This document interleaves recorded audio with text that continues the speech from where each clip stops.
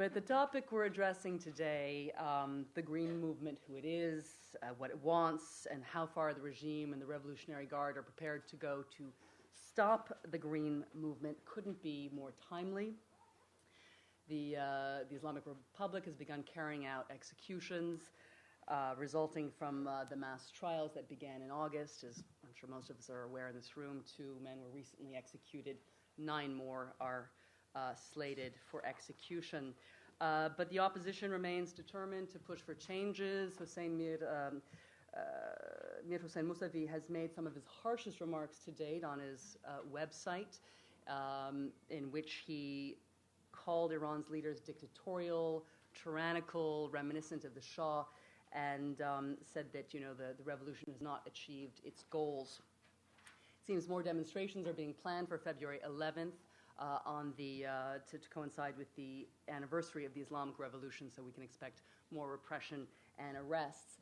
Now, neither of our Iranian scholars today has a crystal ball and can tell us what this will all lead to, but instead they're here to help us understand the structure, composition, and objectives of the Green Movement, as well as the position of the Revolutionary Guard and how far they're prepared to go to either compromise with or seek to crush the Green Movement. Ali Alfoneh is a visiting research fellow at the American Enterprise Institute.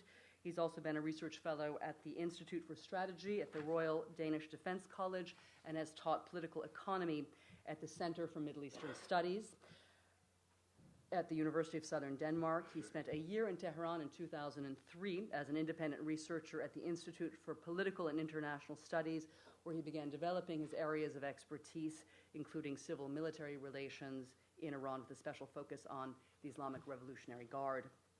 Alex Vatanka is a scholar at the Middle East Institute.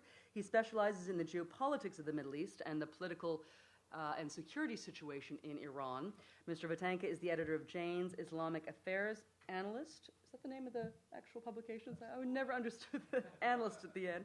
And is a senior fellow in Middle East Studies at the U.S. Air Force Special Operations School.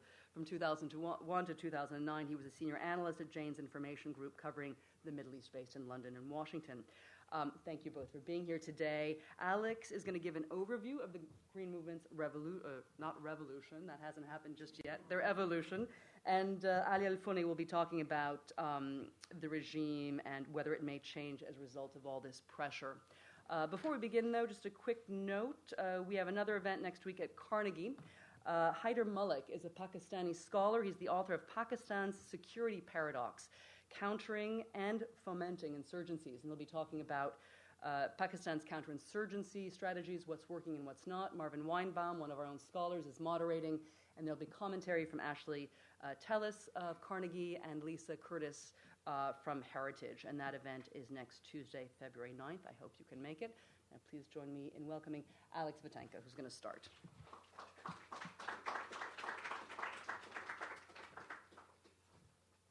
Good afternoon, everyone. Pleasure to be here. As Kate said, I'm just going to give you an overview of some of the main issues, the way I look at them. Let me just tell you a bit about where I'm looking at this situation from. I'm basing all the things I'm saying here mainly on what's been said in the Iranian press over the last 7 months since the elections of June. So, obviously you can, in 20 minutes, talk about so much. So this is really my view of the trends that are evident in the Iranian press and the statements that we're hearing from the senior leaders of the so-called regime. And I want to tell you a bit about what I feel we should bear in mind when we talk about the regime and people who are associated with the opposition. So some key points first, and then talk about the election, because I think it's important to remember what this election crisis really is about. Go back to June, and actually go back before the elections took place on the 12th of June. Look at some of the main drivers behind the protests. I have tried to come up with a significant interest group category and try to divide them up. Obviously this is up for debate. You can, I'm sure, take some of these groups off or add to that table that I've created. But I think it's interesting to talk about groups, we're talking about particularly, as Ali will do later on, about what if things go wrong? What if this crisis cannot be contained? Could we talk about a change of the regime? And if that is the case, how would it come about? And obviously, one of the major factors there is the use of force on one side or both. And Ali will talk about how that is likely to sort of play itself out. Again, also, two other points that are important is the internal dynamics of the opposition. Because we keep talking about the Green Movement. We all know it's a broad umbrella grouping. We have to consider all the different nuances of it. But I've, again, tried to sort of highlight some of the features that are perhaps distinct. And the same is true for the regime, and some thoughts about prospects.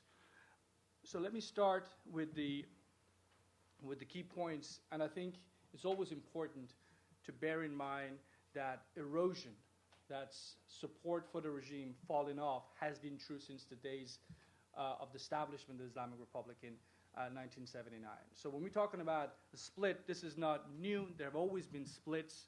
To give you one radical example of a split is, look at the existence of the Mujahideen Khalq in Iraq today. I mean, that was a revolutionary organization. That was part of the Islamic Revolution 79. What happened to it? It was chased out. It ended up in Saddam Hussein's Iraq, and some of its members, happen to live there to this date. And you can find more examples of that. So the revolution was a broad umbrella organization, like the Green Movement to some extent is. And what happened to it in the last 30 years is it split off. I mean, you have parts of it walking away from it, parts of it later on being incorporated. But the fact is that the reality of division within the Islamic Republic has always existed. But we do have this intensity now that we've never seen before. And I think that's the question that makes us all wonder. Since it's so intense, can it continue the way it has since June of last year? Couple of three main points that I wanted to mention here is that largely you can look at two main political camps here. Let's call one of them the hardliners, fundamentalists, principalists, whatever you want to call them. They label themselves as principalists, as you know. But let's just call them the hardliners for the sake of this presentation. And let's call the opposition the reformists. Well, what I think happened, and if you go back and look at, I think 2004 parliamentary elections are pretty significant. What you see is the regime and all the institutions that it has under its control try from the elections of 2004 to push the reformists off the political stage. They do that very clearly by disqualifying about 2,500 reformist candidates. A lot of people who were sitting in the reformist parliament in 2004 were disqualified from running. So they set the stage for this crisis as early as 2004. Then you have the 2005 elections, where the hardliners again back the candidate, the mayor of Tehran, Ahmadinejad. The IRGC, the Islamic Revolution Guards Corps, is a significant player from 2005. But another very significant reality of the 2005 elections, which we didn't have in 2004, is the hardliners, and I'm talking about the Supreme Leader Ali Khamenei here and President Ahmadinejad, who became president after elections. They went after one individual, and I know people would disagree with this one, but to my mind is this crucial factor, and that was Ali Rafsanjani, the former Speaker of the Parliament and President, and currently still influential player. I think he, going after Rafsanjani the way they did in 2005, changed the equation and made that reformist opposition much greater than it used to be. It used to be limited to what they call the left clerical establishment, the leftist ones, who had economic and political left views. But when they, after Rafsanjani, they put the center of the Islamic Republic into that opposition to the hardliners. And I think that's what changed the equation significantly. And by 2009,